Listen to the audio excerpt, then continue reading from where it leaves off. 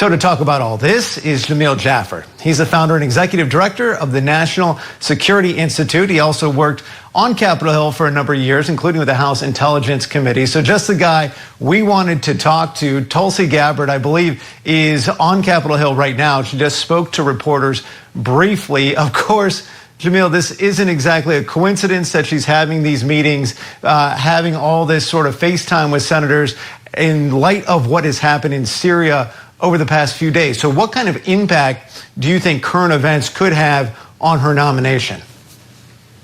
Well, look, obviously current events have highlighted the challenges that Syria has faced for 30 years under the presidencies of Hafez al-Assad and then his son Bashar al-Assad. The horrible things they did to the Syrian people, including use sarin gas and chlorine gas against their own civilians. And so that renewed attention is really going to draw attention to Tulsi Gabbard's nomination to be Director of National Intelligence and her own comments, her own visits to that country, and her own comments about Syrian dictator now deposed Syrian dictator Bashar al-Assad. And I just heard Mike Rounds, Republican from South Dakota, who said that they had a meeting today and that she has a path forward. It wasn't exactly the most ringing endorsement, but certainly optimism for the Trump transition team. What do you think it's that these Republican senators are actually looking for in these meetings? Is it just about clarifying some of those past comments, or is there more that could potentially be a contentious point as this process continues to play its way out? Well, look, I think the challenge for Tulsi Gabbard are sort of three sets of statements that she's made, or three areas that I think senators will be looking at. One is her views on Edward Snowden. This is a traitor who stole hundreds of millions of dollars worth of American secrets, published some of them on the internet, gave more of them to the Russians, now lives in Russia under Vladimir Putin's protection as a Russian citizen. There are those in America, to be fair, who think of Edward Snowden as a whistleblower. But to be clear, even the one program that Edward Snowden revealed, the bulk of what he put out there was classified government information that cost us tons of money and tons of effort. So, Tulsi Gabbard's position on Edward Snowden is he should not be prosecuted. Right, her position on Bashar Assad is that he could be an ally to the United States, and her position on the Ukraine war was that Russia went in because ostensibly the United States had some relationship with Ukraine on biological factories. Again, unclear what she meant by that, and she did. To be fair to her, she did walk back some of those remarks after she made them. But these are obviously concerning things that senators will need to walk through and understand better why she said those things and what she meant by them. Yeah, and I think it was something like 100 former national security officials wrote a letter essentially questioning her pick. You've seen some of the stuff that would cross her desk if she were to become the Director of National Intelligence. Do you think the seriousness of this position, of the information she would see day in and day out, could sort of change her view on what Trump allies have essentially called the deep state, to get to some of those things that you were just talking about, questioning national intelligence? Do you think we could see a potential evolution just because of how high profile and important this role would be?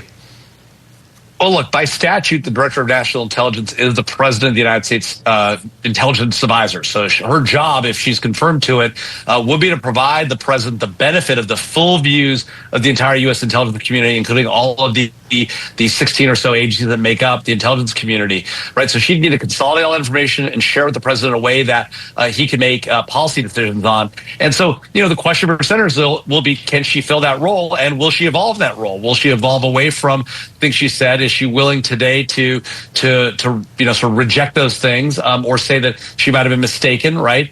That might go a long way towards helping her in the confirmation process, and knowing that she'd be able to do that job effectively, right? Now, it's going to be hard to do that, or hard to make the case that she can do that, given what she said about Edward Snowden, but, we'll see going forward what the U.S. Senate does with this.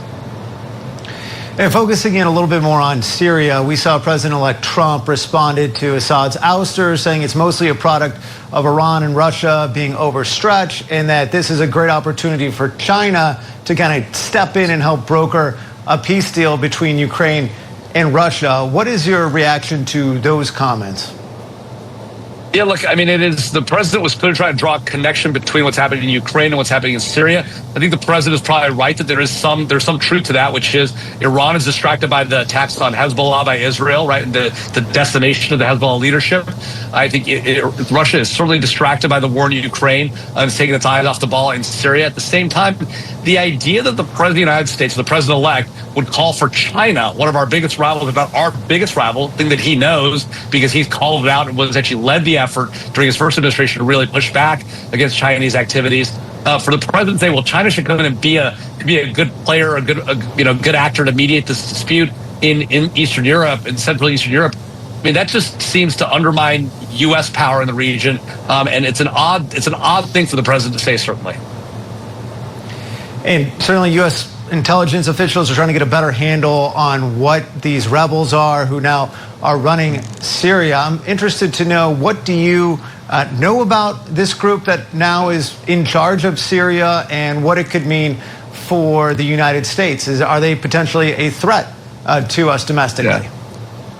Well, look, the group that appears to have gotten the lion's share of power and has made the rush towards Damascus successfully taken government offices is the group called Hayat Tahrir al-Sham, right, HTS. Now, this is the group that grew out of Al-Qaeda in Iraq, out of ISIS. They eventually broke off, and the leader, al-Jawlani, has said that he rejects Al-Qaeda, rejects ISIS, and has made an effort to be more nationalist. And in fact, the al-Nusra Front, which it came from, which is that Al-Qaeda core movement in Iraq and Syria, has actually tried to fight against HTS. That being said, he's got extremist roots. The group, it remains a U.S. terrorist group.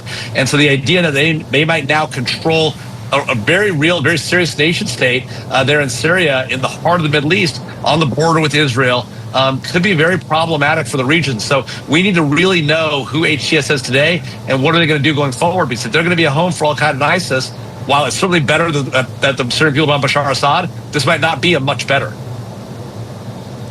All right, plenty going on both abroad and at home. Jamil, Jaffer, thank you for helping us break it all down tonight. Thanks, Andrew.